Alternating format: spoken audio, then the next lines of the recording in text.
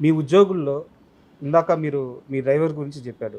అలాగే మీ ఉద్యోగుల్లో ఇన్ని సంవత్సరాల నుంచి మీ చుట్టూ ఉన్న వాళ్ళలో ఎవరిదైనా ఒక సక్సెస్ స్టోరీ చెప్పమంటే ఎవరిది చెప్పాలి? అంటే కొత్త చేతులతో మీ దగ్గరికొచ్చి ఈరోజు ఒక ఇల్లు కట్టుకోను, ఒక బిడ్డకు పెళ్లి చేసుకోను అలాంటి మనిషి ఎవరుంటే ఒక వ్యక్తి గురించి చెప్పండి. గోపాలపురం నుంచి వచ్చిర్రు ఇద్దరు భార్య భర్తలు. ఓకే.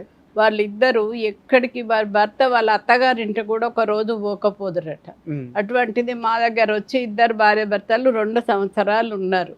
ఏ పనైనా చేసిండ్రు వాళ్ళు. అప్పుడు మేము ఫ్యాక్టరీలకు వంటలు చేసి పంపించేది 50 మందికి అట్లా తీసుకపోదురు వ్యాన్లా. అట్లా 2 సంవత్సరాలు ఉన్నారు. ఉన్నాక వారికి ఆరోగ్యం మంచిగా లేక హన్మకొండకి వెళ్ళిపోయిండ్రు వాళ్ళ ఊరికి. వెళ్ళిపోయి తను అక్కడ పెట్టుకున్నది షాపు. భర్త చనిపోయిండ్రు, ఆరోగ్యం మంచిగా లేక చనిపోయిండ్రు. ఆమె పెట్టుకున్నది షాపు. పెట్టుకొని మాకంటే మంచి టేస్ట్ చేసుకుంటా చేసింది ఆమె. ఓకే. అన్నీ మంచిగా ఎక్కువ వేసుకుంటా, కొత్తిమీరాకు అవి కరివేపాకు అంతా బాగా వేసి మాకంటే మంచిగా చేసింది. ఇక్కడికంటే మంచిగా చేసి ఇచ్చింది. చెప్పేస్తున్నారు మీకంటే మంచిగా చేసింది ఆమె. చేసింది ఆమెది మంచి సక్సెస్ అయింది. ఇల్లు కట్టుకున్నది, కొడుకు పెళ్లి చేసుకున్నది, 20 లక్షల కారు కొనుక్కున్నది. అంత బాగున్నది. ఇప్పుడు 20 మంది పనిచేస్తుండ్రు. తెల్లారులేస్తే ఆమెనే వాళ్ళ చుట్టాలు అందరూ అంటారు, అమ్మ నా బిడ్డ మీ దగ్గరకు వచ్చేప్పటికే ఇట్లా సక్సెస్ అయింది. అందరు చదువులో ట్రైనింగ్ పోతే అప్పాల ట్రైనింగ్ పోయింది, ఇంత మంచిగా అయిందని.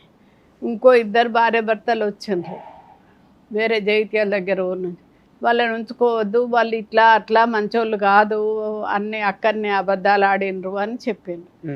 ఎవరైనా మంచోళ్ళని ఎవరైనా ఉంచుకుంటారు, తప్పు చేసిన వాళ్ళు మళ్ళీ తప్పు చేస్తారా, ఇప్పుడైనా మంచిగా ఉండరా అని వాళ్ళని కౌంటర్ దగ్గర కూర్చోబెట్టిన. నమ్మితే మంచిగా వాళ్ళే మారుతారని. మంచిగా లేని వాళ్ళని ఎవరు ఉంచుకుంటారు? మంచిగా ఉన్న వాళ్ళు ఎక్కడున్నా వాళ్ళ జాలో వాళ్ళే ఉంటారు. అటువంటిప్పుడు వాళ్ళిద్దరు భార్య భర్తల్ని ఇక్కడనే ఉంచుకున్నా. వాళ్ళు ఇక్కడనే ఉన్నారు. షాప్ నడిపించారు కొన్ని రోజులు. నడిపించినాక వాళ్ళకొక కొడుకు అయితే ఇప్పుడు ఆ కొడుకు సంబంధం నేనే మాట్లాడినా, పెళ్ళి అయింది. వాళ్ళు న్యూజిలాండ్లో ఉంటారు. అల్వాళ్ళ ₹1 కోటి బిల్డింగ్ కొనుక్కున్నారు. వాళ్ళు ఇప్పుడు తెల్లారులేస్తే దండం పెడతారు చాలు అని. న్యూజిలాండ్లో ఉంటున్నారు. న్యూజిలాండ్లో వాళ్ళ కొడుకు కోడలు. ఎంతమంది జీవితాలని మీరు బాగు చేసినట్టమ్మా?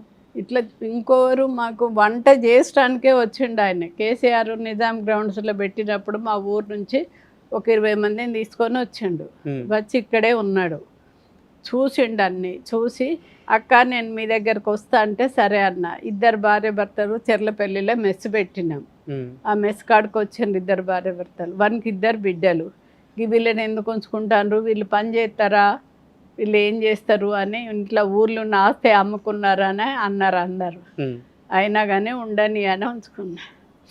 వాని 2 బిడ్డలు ఇప్పుడు ఎట్లున్నారంటే, ఒక పెద్ద బిడ్డకు కోట్లు ఆస్తున్న అత్తగారు దొరికింది. అబ్బాయి కొంచెం అమాయకంగా ఉంటాడు. ఆ అబ్బాయికి మాట్లాడిన సంబంధము పెద్ద బిడ్డని చేసుకున్నారు. చిన్న బిడ్డనేమో ఇప్పుడు నేను చెప్పిన కదా న్యూజిలాండ్లో ఉంటారని వాళ్ళ కొడుకు. 2 బిడ్డల పెళ్ళిళ్ళు అయిపోయినాయి. వాడు కరీంనగర్లో ఇల్లు కొనుక్కున్నాడు. హాయిగా ఉంటాడు. వాళ్ళు 2 భార్య భర్తలు. 2 బిడ్డలు మంచి సక్సెస్ అయినరు. కోట్ల ఆస్తి మాకంటే డబ్బులు ఉన్న వాళ్ళకు పడ్డది బిడ్డ. మీరు చెప్తుంటే మీరు మీ కోడలను, మీ కొడుకును, మీ మనవలను, మీ మనవరాలను వీళ్ళని కోటీశ్వర్లు చేయలేదు. వాళ్ళని మాత్రమే కాదు, మీ చుట్టూ ఎవరైతే నమ్మకంగా ఉన్నారో, మిమ్మల్ని నమ్ముకొని ఎవరైతే ఉన్నారో ఈరోజు వాళ్ళందరూ కోటీశ్వర్లు అయి ఉన్నారు. ఎక్కడికి వెళ్ళి మీరు పెద్ద పెద్ద చదువులు చదవలేదు, హోటల్ మేనేజ్మెంట్ అంటే తెలియదు, అవన్నీ నేర్చుకోలేదు. కానీ ఒక విద్యార్థి ఎల్కేజీ నుంచి పీజీ దాకా చదివితే ఈ సమాజంలో ఎలా బతకాలి అనేది చదువు ఎలా నేర్పిస్తుందో అదంతా మీ దగ్గర ఉంది. మీరే నాకు ఒక సరస్వతీదేవిలాగా, ఒక దేవతలాగా అనిపిస్తున్నారు, ఒక లక్ష్మీదేవిలాగా అనిపిస్తున్నారు. భగవంతుని దయ. అందరు అట్లా అంటూ ఉంటేనే నాకు సంతోషం. 10 మంది ఇప్పుడు మేము అప్పుడు నేను స్కూల్ పెట్టిన జగిత్యాలను, హాస్టల్ పెట్టిన. స్కూల్ పెట్టారా? జగిత్యాల స్కూలు ఫస్ట్ హాస్టల్ పెట్టినా స్కూల్ పెట్టినా పెట్టి ఇక్కడికి వచ్చి టీచర్లను తీసుకుపోయినా అక్కడికి కాదమ్మా చదువుకోలేదు కదా స్కూల్ చదువుకోకపోతే ఒక టీచర్ ఉండే ఇట్లా నమ్మకమైన ఆమె లిల్లీ రా అంటే వస్తుండే పేరెంట్స్ వచ్చిండ్రు వాళ్ళను జాయిన్ చేసుకోమని చెప్పి ఫీజు రాసుకోమని చెప్పి ఆమెను పిలిస్తే వచ్చి రాసుకుంటుండే మంచిగా నేను కుర్చీలో కూర్చుంటుంటే అప్పుడు కొడుకు కోడలు కూడా వాళ్ళు కూర్చోకపోదురు వాళ్ళే ఆమెనే టీచరే అందరిని జాయిన్ చేసుకును డబ్బులు నాకు ఇచ్చు నేను అందరికి జీతాలు ఇచ్చుడు చేసుడు అట్లా స్కూల్ నడిపించిన ఇప్పుడు కూడా ఉన్నది ఆమె వస్తుంది అప్పుడప్పుడు అంటే అని ఆ టీచర్ వాళ్ళని ఇక్కడి నుంచి తీసుకపోతే వాళ్ళే నమ్మకంగా వాళ్ళే జాయిన్ చేసుకున్నాడు వాళ్ళే పేరు రాసుడు అంతా వాళ్ళే చేసుడు మామూలుగా నేను కుర్చీలో కూర్చుంటుండే ఫస్ట్ నుంచి బిజినెస్ ఆలోచనలు అయితే ఉన్నది ఫస్ట్ నుంచి ఏదో ఒక పని చేస్తూనే ఉంటుంటే అమ్మా చుట్టూ ఉన్న ఎంతమంది జీవితాల్లో బాగు చేశారు ఏ రోజు డబ్బు గురించి ఆశపడలేదు ఆలోచించలేదు అయితే ఈరోజు ఈ ఫ్యాక్టరీ ఇప్పుడు మనం కూర్చొని ఉన్న ఈ ఫ్యాక్టరీ ఏదైతే ఉందో ఇది కొన్నప్పుడు మాత్రం కొంతమంది మీ మీద నిందలేశారు చాలా బాధపడ్డారు అని తెలిసింది ఏంది అసలు ఏం జరిగింది అక్కడ ఏం జరిగిందంటే ఇప్పుడు ఇంత పెద్ద నాకేందంటే తెలంగాణ పిండి వంటలు రేకుల షెడ్ ఉండి ఓ 100 మంది పని చేస్తే చాలు అనుకున్నా 10 మంది ఉన్నా చాలు అనుకున్నా ఇంతమంది ఇదంతా చూస్తే నాకు ఇది కలనా నిజమా అని అనుకుంటా ఈ ఫ్యాక్టరీ చూస్తే నేను చేసినప్పుడు అంత 3 గ్లాసుల బియ్యం స్టార్ట్ చేసిన సకినాలు ఎక్కడికి పోయింది ఏడికి వచ్చింది భగవంతుని దయ ఇదంతా చెప్పలేం మనం అన్నట్టు అనుకుంటా ఇది చూస్తే నాకే ఆశ్చర్యం అనిపిస్తుంది నాకు ఒక రేకుల షెడ్ కావాలి అని కోరుకున్నా కానీ ఇంత పెద్ద బిల్డింగ్ కావాలని కోరుకోలే ఇది కొన్నప్పుడు చాలామంది సావిత్రమ్మ ఇది కొనలేదు ఉచితంగా తీసుకుంది కొనలేదు కేసీఆర్ ఇచ్చిండ్రనే పెట్టిండ్రు అందరు బట్టి ఫ్రీగా ఇచ్చిండ్రని ఫ్రీగా ఇచ్చారా ఫ్రీగా కాదు పడే కొనుక్కున్నాం కానీ అందరు అట్లా అన్నారు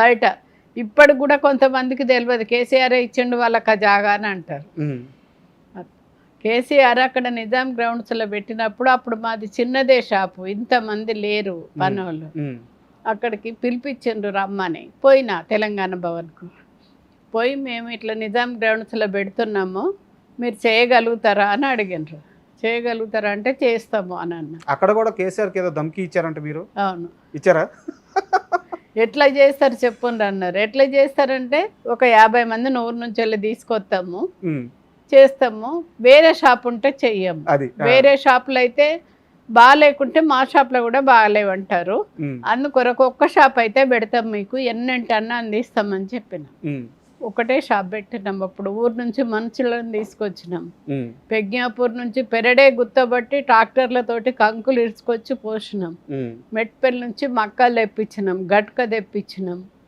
అదంతా అక్కడ నిజాం గ్రౌండ్స్లో రోజు ఒక 10 దేకిసలు అంబలి మక్క గట్క గుడాలు అన్నీ చేసినాం అక్కడ వారు చెప్పినట్టుగా అన్నీ అందించినాం ఒక్కరోజే ఫస్టే అన్నీ అయిపోయినాయి తెల్లవారు 4 కంచులు పెట్టి అక్కడనే 1 క్వింటల్ పెసరపప్పు తెచ్చి గ్రైండర్లో వేసుకుంటా గారెలు చేసి అందించిన ఆ రోజు కేసీఆర్ గారితో అలా ఆ ప్రయాణం ఉంది కాబట్టి ఆయన ఫ్రీగా ఇచ్చేసారన్న ఒక నింద అయితే ఫ్రీగా ఇచ్చేసారు అన్నారు కానీ కేటీఆర్ ఇచ్చిండ్రు ఇది మీకు మాకు హ్యాండ్ ఓవర్ చేసుడు ఇప్పుడు గవర్నమెంట్ జాగా మనకు తొందరగా రాదు కదా అట్లా వారు ఇక్కడ ఉన్నది తీసుకోమని ఇచ్చిండ్రు ఇస్తే పైసలకి గవర్నమెంట్ రేట్ తోటే తీసుకున్నాం కానీ వాళ్ళు వట్టుగా ఇచ్చిండ్రు అని అన్నారు అట్లా అప్పుడు బాధ వేసిందా బాధ వేసింది అప్పుడు బాధ ఏమేయలే వట్టిగా అనుకుంటారు ఎవరు ఎన్ని అనుకుంటే మనకేంది మనకైతే డబ్బులు పెట్టి కొనుక్కున్నాం మనము వచ్చింది మా ఇప్పుడు తిండి అనేది అది ఏదైనా ఇప్పుడు ఈ పిండి పదార్థాలు పిండి వంటలు అయితే కానివ్వండి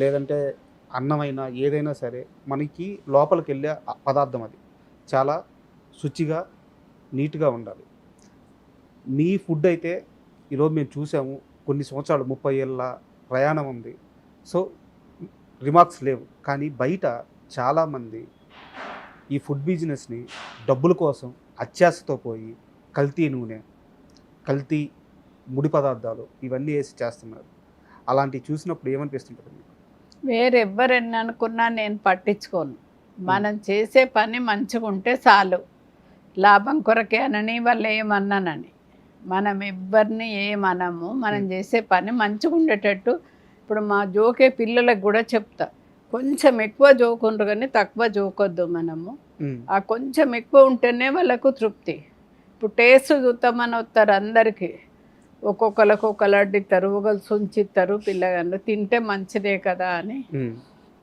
మంచిదే కదా తింటే మంచిదే కదా అని అట్లా